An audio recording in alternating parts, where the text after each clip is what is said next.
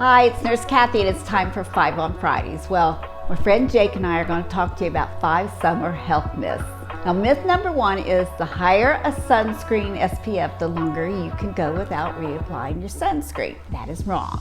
The sun protection factor, or the SPF, is a measure of how much your skin is protected from the ultraviolet rays of the sun. Now, previously we discussed the need to use at least a sunscreen of an SPF of 15. SPF of 15 provides 93% protection from the UV rays. Now, if you go up to an SPF of 30, it provides 97% protection. It doesn't mean the higher the SPF, the longer the protection. You still need to reapply sunscreen every 2 hours or sooner if swimming or you have excessive sweating. Okay, myth number 2, remove a tick with a lit match or nail polish. Wrong.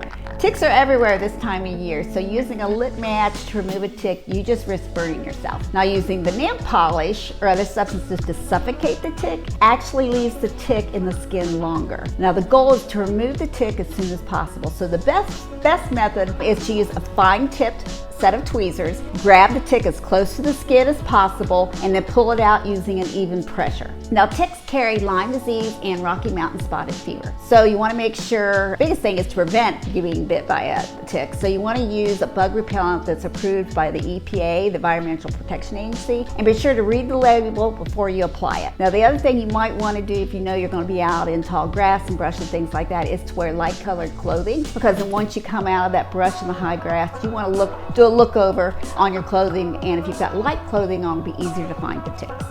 Okay, myth number 3.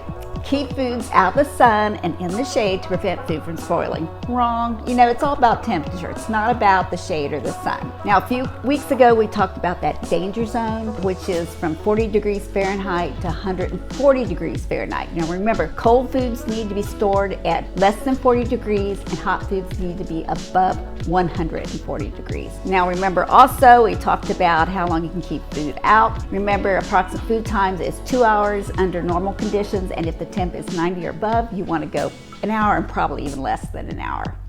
Now, myth number 4, if you don't squint in the sun, you don't need to wear sunglasses. Well, that's wrong. Now, just as skin can get sunburned, so can your eyes, especially your cornea of the eye. Now, it's rare, but it can occur. Chronic sun exposure has been linked to macular degeneration and melanoma, skin cancer of the eye. Always wear your sunglasses, even on a cloudy day. I do, because I have very sensitive eyes, so I always have my sunglasses on.